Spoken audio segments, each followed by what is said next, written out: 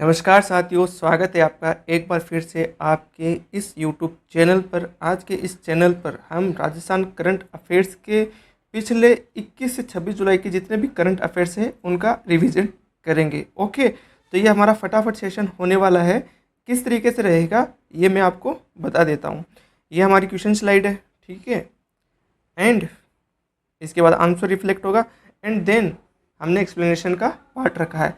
Explanation बहुत छोटा रहेगा, जो इम्पोर्टेंट इन्फॉर्मेशन है उसी को मैंने ऐड करा है, और किसी किसी में अगर ज़रूरत नहीं है तो मैंने व्याख्या या एक्सप्लेनेशन वाली स्लाइड को नहीं तोड़ा है, ताकि आपका बहुमूल्य टाइम है वो बचा रहे। क्योंकि ये सब चीज़ें हमने डिटेल में डेली वीडियो में तो हम पढ़ते ही हैं, तो दोबारा से इन चीज़ों को पढ़ने की ज़रूरत नहीं है। बस ओवरऑल आपको एक पूरा बैकग्राउंड मतलब इन चीज़ों में जब यही क्वेश्चन देख लो कि सरसों की 2 किस्मों के बारे में बात हो रही है, तो वो 2 किस्में हैं उनके बारे में आपको पता होना चाहिए, तभी वो एक कंप्लीट इन्फॉर्मेशन का सेटअप बनेगा एंड आप उसको पूरी तरीके से आपका माइंड ग्रैब कर पाएगा एंड एग्ज़ाम हॉल में मॉक टेस्ट में आप उसको याद कर पाओगे एंड सही आंसर क्लिक कर पाओगे। ओके, तो फटाफट शुरू करते हैं। ये रहा हमारा पहला क्वेश्चन, ठीक है।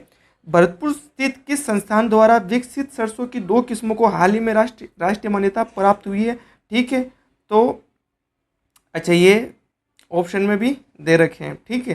तो यह है भारतीय सरसों अनुसंधान संस्थान भरतपुर। ओके, इनको मतलब हटना था, सॉरी बाई मिस्टेक आ गया। ओके, तो तभी चीज़ों का ज़्यादा मतलब वो प्रिडिक्ट करना, क्योंकि ये तो क्वेश्चन आ ही नहीं सकता ना, क्योंकि भरतपुर यहाँ भी मेंशन होगा, यहाँ भी हो सकता है, तो इसके लिए मैं माफ़ी चाहता हूँ। आगे ऐसी चीज़ें नहीं है, ठीक है।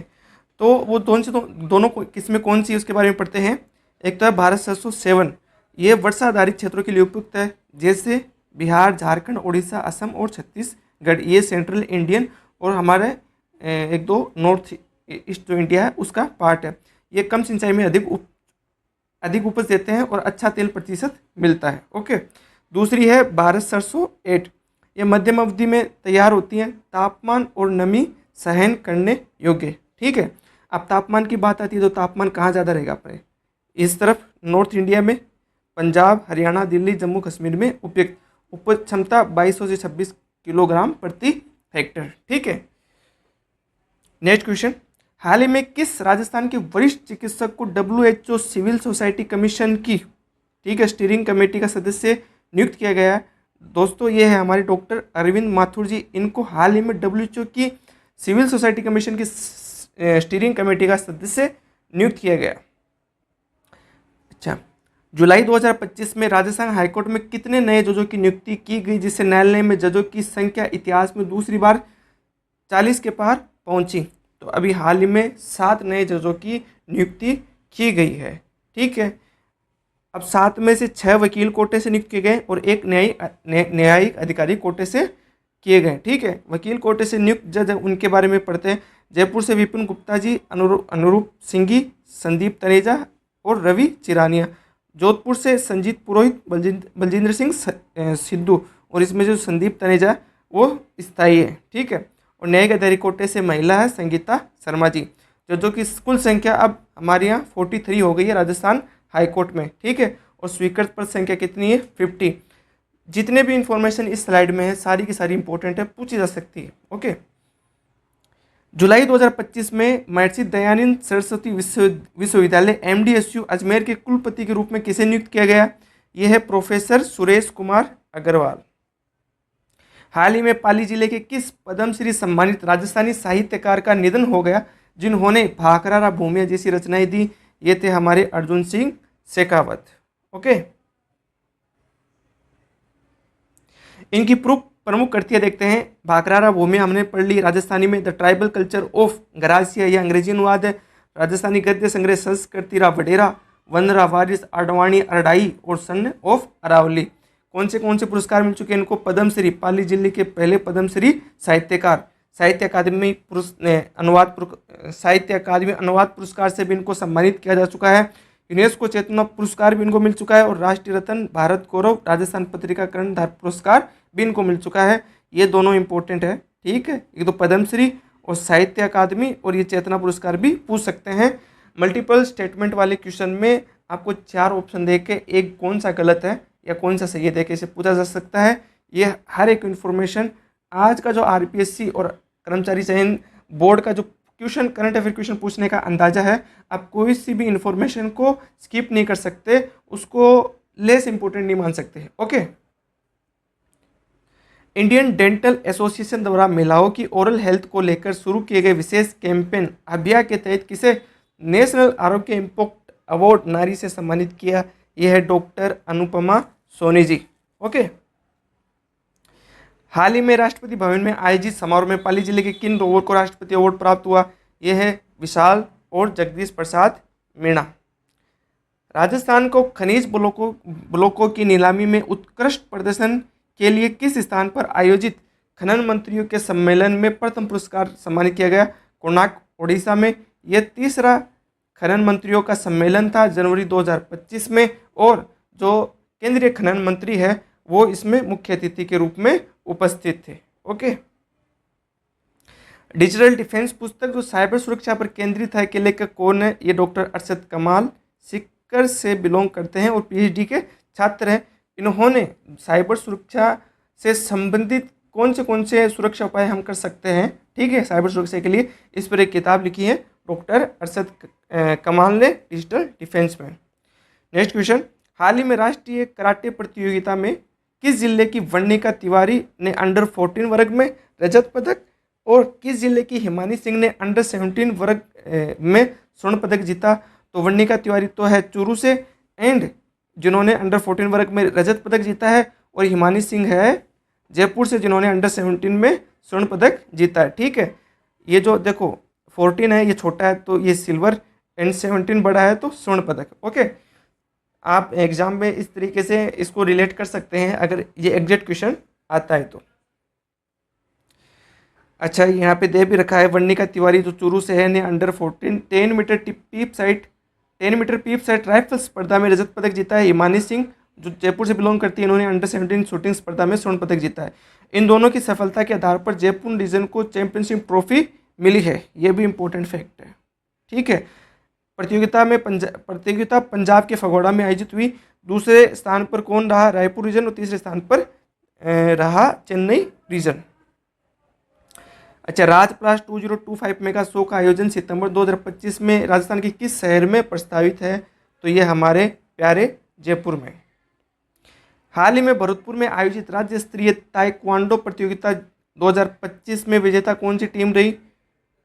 यह रही जयपुर। दूसरे नंबर पर भरतपुर और तीसरे नंबर पर झुंझुनू रही। ओके, प्रतियोगिता में सब जूनियर से लेकर सीनियर वर्ग तक के खिलाड़ी यानी 4 वर्ष से लेकर 60 वर्ष तक के सारे खिलाड़ी शामिल हुए। जयपुर टीम ने सर्वाधिक पदक जीतकर चैंपियनशिप पर कब्जा किया। भरतपुर ने 37 गोल्ड मेडल जीतकर उप विजेता स्थान प्राप्त किया और झुंझुनू तीसरे स्थान पर रहा। ठीक है, जयपुर, भरतपुर और झुंझुनू ये कराटे जो चैंपियनशिप है राज्य स्तरीय ताइक्वांडो प्रतियोगिता में ये क्रम रहा विजेताओं का, जयपुर, भरतपुर और झुंझुनू। जयपुर के किस एनसीसी कैडेट का चयन 11 अगस्त 2025 में से कजाकिस्तान में आयोजित होने वाले यूथ एक्सचेंज प्रोग्राम YEP में भारत के युवा ब्रांड एम्बेसडर के रूप में हुआ है? यह है नमन चौधरी जी। ओके, कनोडिया PG महिला महाविद्यालय जयपुर में आयोजित प्रथम यूथ सस्टेनेबिलिटी कॉन्फ्रेंस 2025 का प्रमुख उद्देश्य क्या था? यह था हरित विकास में युवाओं की भूमिका पर केंद्रित विचार विमर्श। एस्ट्रो वास्तु और तंत्र महासम्मेलन 2025 का आयोजन राजस्थान के किस शहर में किया जा रहा है जिसमें भारत सहित 7 देशों के विशेषज्ञ भाग लेंगे? ये जयपुर में। नेक्स्ट क्वेश्चन दोस्तों, राजस्थान के नेता प्रतिपक्ष टीकाराम जूली किस अंतर्राष्ट्रीय सम्मेलन में भारतीय प्रतिनिधिमंडल का हिस्सा बनेंगे?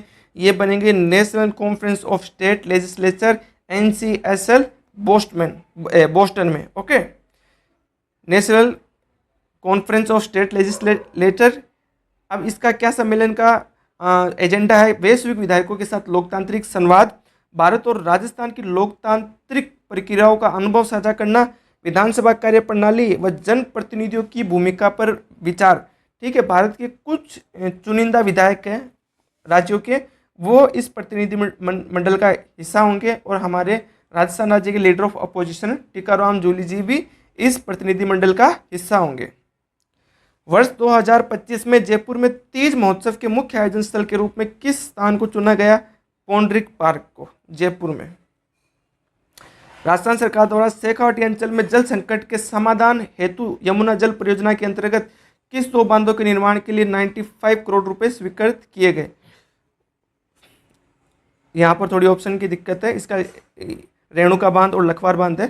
सॉरी, ऑप्शन के लिए मैं माफ़ी चाहता हूँ कि शेखावाटी क्षेत्र में पेयजल और सिंचाई की स्थायी सुविधा और जल संकट का दीर्घकालिक समाधान के लिए जो रेणुका जी बांध है हिमाचल प्रदेश में और लखवार बांध है उत्तराखंड, उसमें राजस्थान की भी हिस्सेदारी है, जिससे शेखावाटी क्षेत्र को पेयजल और सिंचाई का पानी मुहैया कराया जाएगा। ठीक है। कुल परियोजना की लागत 11,320.46 करोड़ है, जिसमें राजस्थान की हिस्सेदारी 215.66 करोड़ है और अब तक हमने 95 करोड़ रुपए स्वीकृत कर दिए हैं और उसका भुगतान भी कर दिया जाएगा।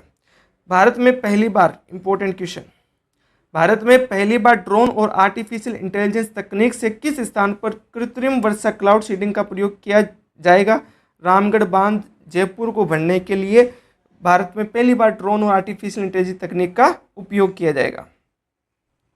हाल ही में राजस्थान सरकार द्वारा किस टाइगर रिजर्व क्षेत्र के लिए बफर जोन का नोटिफिकेशन जारी किया गया, जिससे 108 गांव प्रभावित होंगे?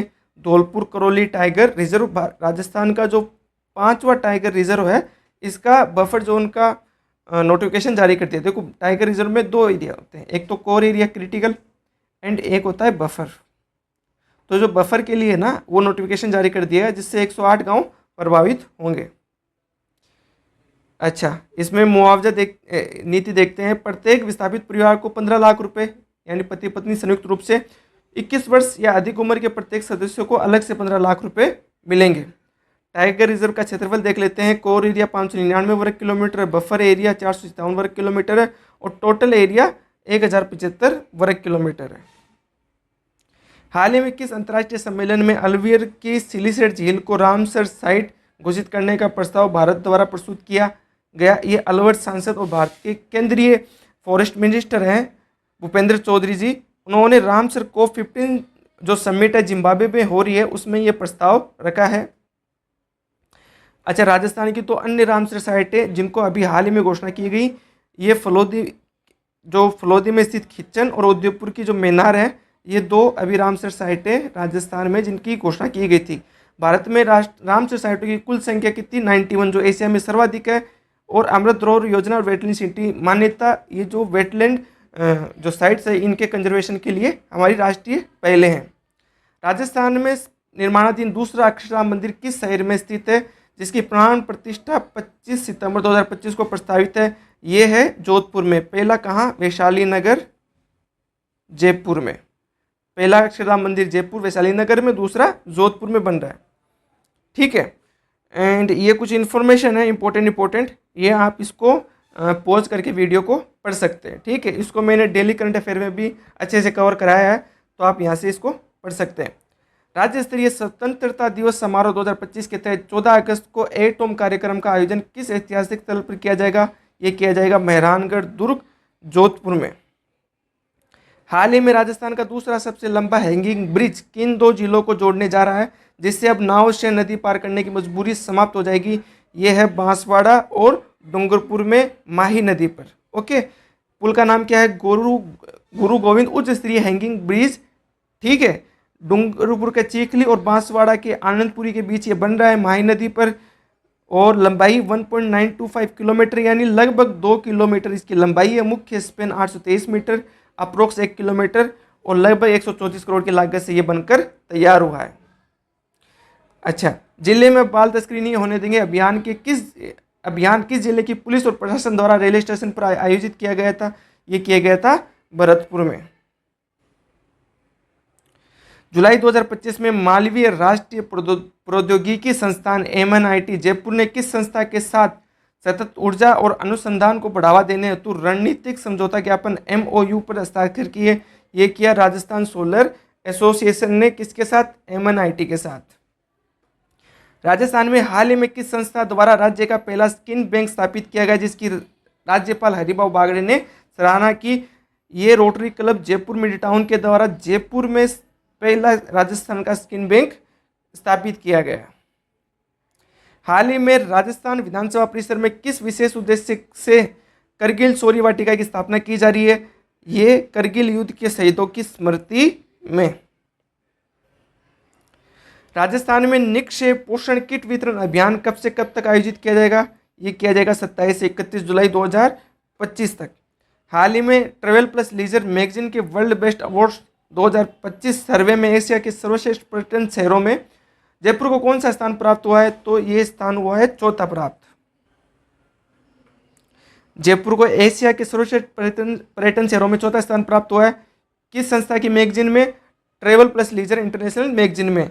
समृद्ध विरासत, सांस्कृतिक विविधता और अतिथि सत्कार, ये कुछ कारण रहे जिससे जयपुर को ये सम्मान मिला। और पहले 3 से कौन है वो देखते हैं। Chiang Mai Thailand, Tokyo Japan, Bangkok Thailand और हमारा प्यारा जयपुर भारत का वो चौथे स्थान पर। जयपुर ने होई आन वियतनाम और क्योटो जैसे बड़े शहर उनको पीछे छोड़ के ये उपलब्धि हासिल करी। राजस्थान सरकार द्वारा सरकारी स्कूलों के विद्यार्थियों को 800 रुपये की राशि किस उद्देश्य से दी जा रही है? डीबीटी के माध्यम से, डायरेक्ट बेनिफिट ट्रांसफर, ये स्कूल यूनिफॉर्म और बैग के लिए। ठीक है, इसमें कौन कौन शामिल है लाभार्थी? 1 से 8 तक के सभी विद्यार्थी और 9 से 12 तक की छात्राएं इसकी लाभार्थी है, उनको ये स्कीम का लाभ मिलेगा। राजस्थान सरकार द्वारा अनुसूचित जाति वर्ग के लोगों को डॉक्टर भीमराव अंबेडकर के जीवन से जुड़े पंच तीर्थों की निःशुल्क यात्रा किस योजना की तर्ज पर कराई जाएगी? वरिष्ठ नागरिक तीर्थ योजना। जानेंगे कि भीमराव अंबेडकर के जीवन से जुड़े हुए कौन से पंच तीर्थ है। महू जो उनकी जन्मभूमि है मध्य प्रदेश में, ये पहला। नागपुर जो उनकी दीक्षा भूमि है महाराष्ट्र में है। दिल्ली अलीपुर में महान परिनिर्वाण स्थल जो उनका महापरिनिर्वाण स्थल है, तीसरी है। मुंबई की चैत्य भूमि चौथी, उनका पंचतीर्थों में चौथे स्थान पर है। और इंदू मिल मुंबई जो अब स्मारक के रूप में विकसित है वो पंचतीर्थ में 5वां स्थान है। ठीक है, उद्देश्य क्या है? बाबा साहब के जीवन, विचारों और योगदान से लोगों को साक्षात्कार करवाना और उनको रूबरू करवाना। हाल ही में किस राजस्थानी धावक ने दुनिया की सबसे कठिन दौड़ बेड वाटर 135 को 34 घंटे 14 मिनट में पूरा कर 24वां स्थान प्राप्त किया? यह है हमारे रामरतन जाट, कहाँ के? नागौर के। ओके,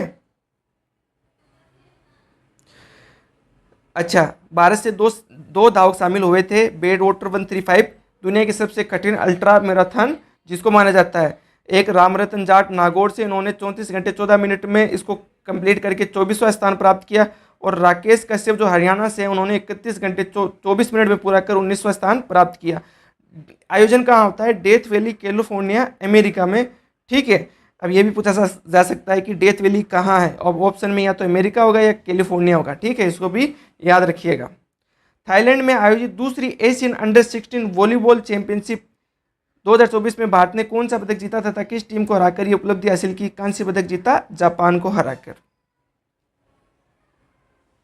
ठीक है, इसमें जो राजस्थान के खिलाड़ी थे रजत धनखड़, वो भी इसका हिस्सा थे, पूछा जा सकता है। ठीक है, इसको भी याद रखना।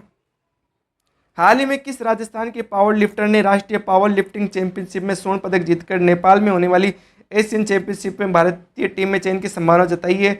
ये है हमारे ध्रुव गुर्जर जी।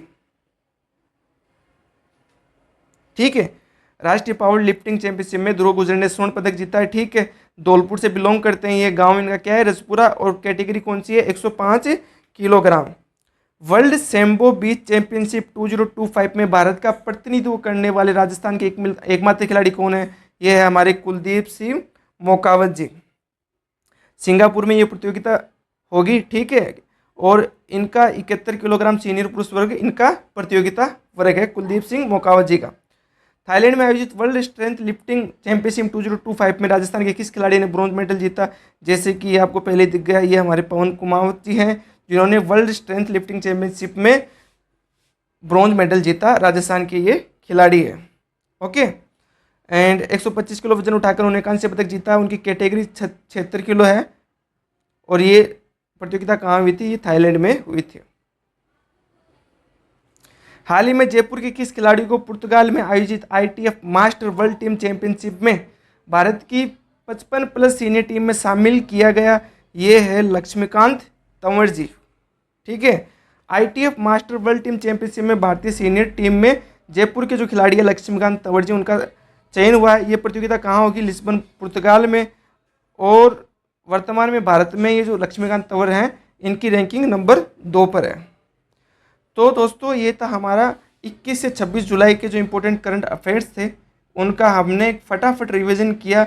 अगर आपको डिटेल देखना है तो आप डेली के वीडियो जाकर चैनल पर विजिट करके देख सकते हैं। ठीक है, बने रहिए हमारे साथ। कल फिर मिलते हैं सोमवार को पहले अपने करंट अफेयर्स वीडियो के साथ। तब तक के लिए बाय बाय, टेक केयर, अपना ख्याल रखें और